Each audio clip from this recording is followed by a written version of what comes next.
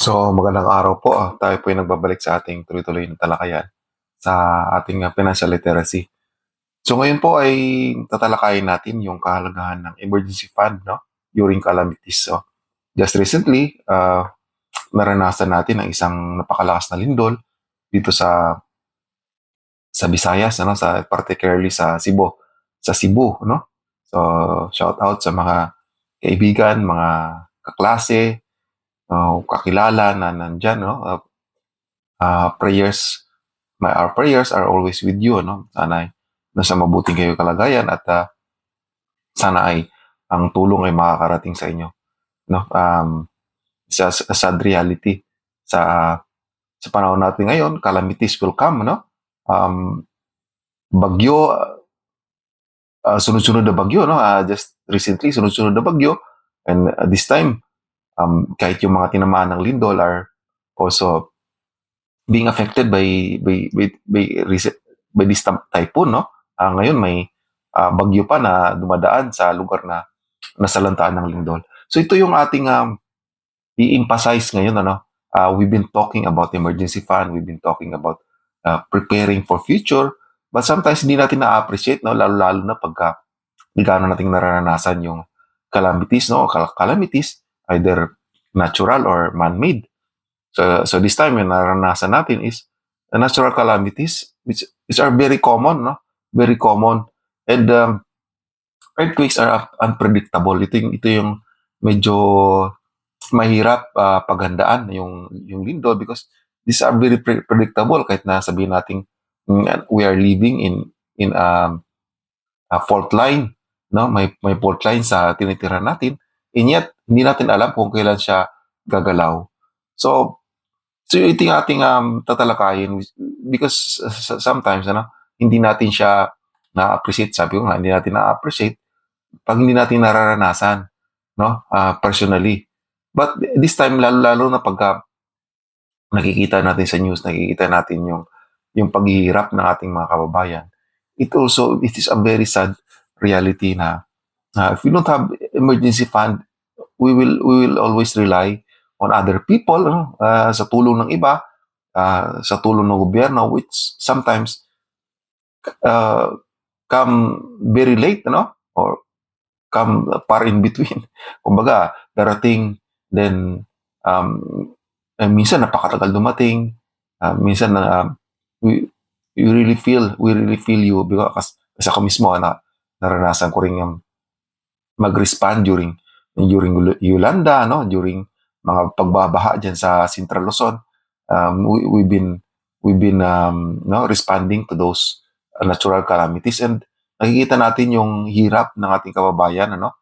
Hirap ng walang-wala, and then you just rely on the help of other people, especially ng government, which pag maramihan ang nasasalanta, the government will um, short din sa sa sa resources, no, na para tulungan tayo. So dito pumapasok yung kahalagahan ng having an emergency fund during calamity because wala tayong perang set aside para sa mga time na ganito. We will always rely on other people, no? Then we feel na biktima nga tayo sa natural calamity, biktima pa tayo sa pagkakataon, biktima pa tayo sa ating sitwasyon. Then very stressful yung ganong pakiramdam, no? Um, it is our financial safety ang emergency fund. It is our, kumbaga, pag pinaghahandaan natin, handa tayo sa bagyo, handa tayo sa lindol, ano? Pinapatibay natin yung paggawa ng ating bahay, see to it na it could withstand intensity ganito ganyan. And yet hindi natin mapipredict how strong, no? Paano yung characteristic ng movement. And sometimes kahit na medyo hindi naman ganun kalakasan, could damage, it could damage our houses, ano? Kahit naman matibay ang ating bahay, it could also damage yung mga public infrastructure, yung mga daan, mga tulay patungo sa ating tahanan. And it will also affect us. eventually it will affect us, pagdating ng pagdating ng pagdating ng mga tulong at pagdating ng mga resources, mawalan tayo ng kuryente, so mawalan tayo ng supply ng tubig. So nakita natin yung hirap ng mga kababayan natin, ultimo tubig ay wala sila. Basic needs, dito natin ma-appreciate na basic needs lang naman talaga kailangan ng tao. Mga basic needs natin, yung tahanan, yung damit, pagkain. Yun naman ang talagang immediate needs natin, yung mga ibang bagay hindi man natin kailangan. Pero sa pagkakataon na ito ay yung basic needs mismo ang nasisira, yung bahay na ating bibigay sa atin ng shelter, bibigay sa atin ng sense of security na meron tayo. Yun ang nasisira during these calamities, kikita naman natin magandang bahay, matitibay na bahay, yet nasisira kasi sa lakas ng intensity na dumaan ng mga nakaraang araw. So, it is right time to emphasize again the necessity of emergency fund. So during this time, so malamang may iba kababayan natin, yun lang ang may handa natin during this time kasi this will not be the last time. Hindi lang ito last time na mangyayari sa atin. We are preparing for the big one. Sinasabi nga nila, the big one na maaring matatama sa middle of our country, sa capital mismo, just imagine if it will hit us, napakalaking disaster, napakalaking calamity ang mangyayari. So pag hindi natin napagandaan, it will surely and destroy lots of lives, And then yung aftermath, nito minsan ang mahirap Minsan we survive the calamity itself, yung malakas na bagyo, yung malakas na lindol, we survive. Pero yung aftermath, ito yung dito po pasok yung emergency fund, Dito po pasok. Kung nakasurvive tayo sa initial blow ng natural calamity, yung aftermath minsan ang medyo mahirap i-survive. Kasi it will take time, lalo na yung mga nasirang bahay.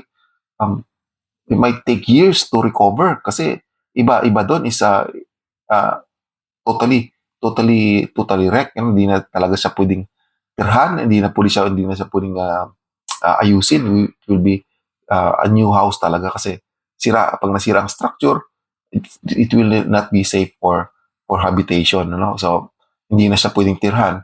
So lalo na pagka naiubos natin yung ating malaki sa ating nakinita ay binuhos natin sa pagpatayo ng bahay. So mahirap ang pag-recover. So ito yung ating tatalakayin ngayon, So ano ba yung emergency fund during calamities? Emergency fund will cover our basic needs, yung basic needs talaga, food, water. O sama na natin yun yung gamot, Very very important yun, lalo na pagka we are on a maintenance, nagme-maintenance na tayo. So napaka-importante yung gamot, especially during this time. We will be exposed to nature kasi sira yung bahay natin, Hindi na tayo makakabalik sa bahay natin. So nakita natin doon sa mga pinopost sa Facebook, yung mga kababayan natin na nakatira lang sa mga trapal, sa mga makeshift na mga barong-barong just to have a shelter kasi ultimo yung mga supposedly evacuation center are also destroyed ay mga gyms, may gym pa nasira, maraming namatay. So ito yung natin, dapat mayroon tayong mga temporary shelter na pwede nating matirhan, for the meantime kasi if you're exposed to element, lalo ngayon may bagyo pa, may dumadaang bagyo pa sa somewhere sa Visayas. So if you're not protected, wala tayong shelter, so we will dito yung sinasabi natin, we will suffer on the aftermath. Yung aftermath minsan medyo mahirap, it will bridge our income gaps. Ito yung minsan na lalo pagka our income, no, our income, rely tayo sa business, then the business will disrupt, yung tindahan natin ay sama sa naguho, sama sa nasira, o sama sa nilipad ng bagyo. So pag wala tayong emergency fund, yung income natin ay mawawala, mga nagda-drive, kasi hindi na makadrive kasi sira ang mga kalsada. So ito yung magbibigay sa atin ng tulay, to get by, no, para makasurvive, kahit na kaya sinasabi natin 3 to 6 months. Somehow after 3 months or after 6 months, medyo makaka-survive na tayo, ha. So things will be going slowly, kahit slowly going to normal. So it will support recovery. So but during this time, lalo na pag maraming mga nasisira, kahit na mga mahinang bagyo, minsan nagkakaroon ng mga damages ang ating bahay. Nilipad ng bubong, pag minor lang, pag calamities during earthquake, pag medyo mga cracks, pwede natin i-repair. So yung recovery natin will be easier kung meron tayong emergency fund. So pag ganitong sitwasyon, if you need to relocate, kumbaga, yung lugar natin are not safe already para sa tirahan ng bahay natin. So we need to relocate. Yung relocation, kailangan rin natin ng pundo, you need to transfer sa ibang lugar. So that will help us in our relocation cost, and eventually it will reduce our stress, I'm sure very stressful yung ganitong sitwasyon, nakikita mo yung mga anak, lalo ng mga maliit na mga bata, yung ating mga elderly, mga matanda are exposed sa element. It will be stressful, stressful lalo na sa mga magulang, mga breadwinner na kikita yung kanilang mahal sa buhay or suffering during these calamities. So ang sinasabi natin, gaano ba talaga yung sineset aside natin? So we're talking about 3 to 6 months. But we could extend, kasi minsan calamities just like this, mahirap mag-recover na pag nasira ang bahay mo. Diba? Pag pinagawa natin yung bahay natin, sometimes it takes years bago mabuo, matapos. So 3 to 6 months is good enough na initially. 3 to 6 months will be good enough. Sa initial na pag dinagdagan natin, much better, 12 to 18 months to 2 years, much better kung meron tayong pang set aside. So pag nalalo na pagka nasa calamity prone areas tayo, let's say nasa fault line tayo or para tayong nadadaan ng bagyo, 6 months would be better kung mabuo natin yung 6 months, basic yung dapat 6 months. So yung accessibility, very very important rin ito, So sabi nga natin, huwag natin ilagay yung mga emergency fund natin into investments, just like stocks or ibang vehicle. Kasi pag hindi natin sana access agad, mahirap, sabi nga ng iba, practically dapat meron tayong 1 month of living expenses na nasa cash. So yun dapat na nakaset aside sa bahay. Safe, safe at madali natin ma-access at dapat hindi natin ginagastos sa ating araw-araw. So 1 month dapat meron tayong nasi-set aside na gano'n. So, let's say kung living expenses natin are 20,000 a month, dapat may 20,000 tayong naka-set aside. Kasi tulad ng ganito, minsan pag nagkaroon ng natural calamities, yung disruptions, compare natin sa ATM, minsan mahirap mag-access sa ATM kung walang power or hindi na nakakargahan ng bangko yung ATM or yung bangko mismo are closed. So medyo mahirap, so practically dapat meron tayong at least 1 month na cash available. Ito na yung practical tips, lalo na pagka kasi may bagyo na malakas na darating. Minsan kasi bagyo napipredict, na napo-forecast, ito naman ang advantage sa bagyo kasi napo-forecast siya, unlike sa lindol na hindi siya talaga unpredictable talaga lindol. That's the sad reality, ano. So lagay natin to sa kung sa bangko would be ATM would be also practical, no? So 1 month of cash dapat 1 month of our living expense dapat nasa cash na itabi sa bahay would be very practical, no? So sinasabi ng karamihan is mahirap kasi magbuo ng emergency fund. So this time, you should realize, no, you should really realize that is very important. Ika nga, this is very basic, you know, basic ito isa sa pinaka-importante sa financial literacy, having an emergency fund before we go to investments, before we buy mga real estate, dapat ito muna ang inuuna natin. So kasi ang emergency fund and savings, they're just almost the same, ano. Halos parehas lang ito. Iba ito sa investment. So buuhin natin muna, ano, dahan-dahan. Slowly, alam ko maraming may problema sa finances, no? Problema sa utang. And yet we should realize yung importance ng having emergency fund. Let's start small, ano. Kung hindi naman natin kayang mabuo agad in a year yung emergency fund, yung 3 months or even 1 month, ano. Yung even 1 month, kahit iba, yung emergency fund na 1 month o 20,000 pesos or 30,000 pesos, napakahirap buuhin. So let's start 1 month muna, buuin mo natin yung 1 month. Pag nabuo natin yung 1 month, then buuin natin yung another 2 months para mabuo natin yung 3 months.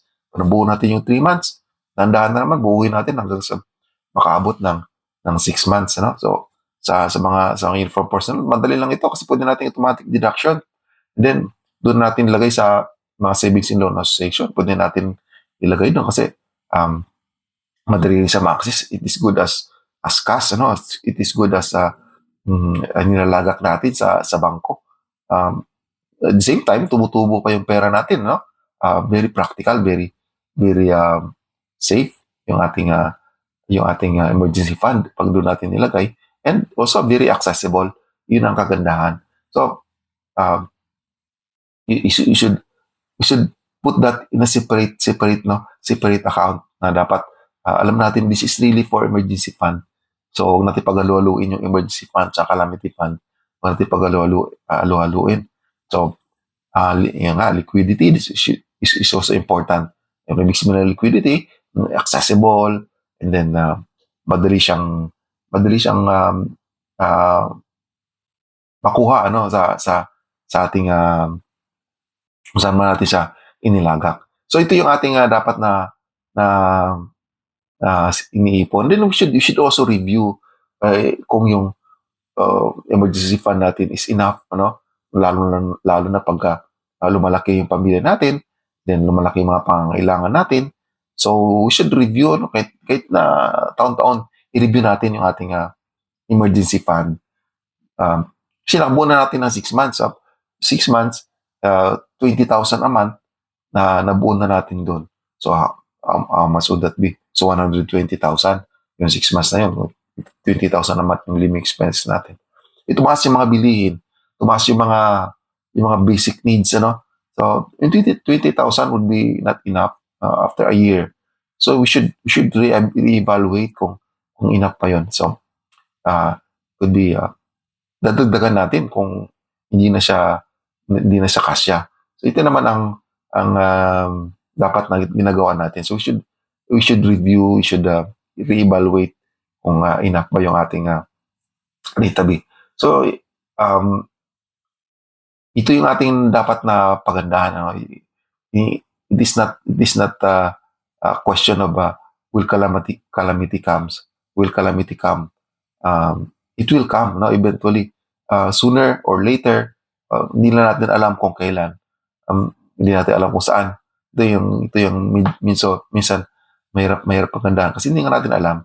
So but it will come. Ito yung reality, ito yung katotohanan na dapat nating tanggapin. It will come, ano. Kahit na medical emergency is also a calamity, no? Kung aksidente tayo, or a member of our family will um, meet an accident, it is a calamity in itself, ano?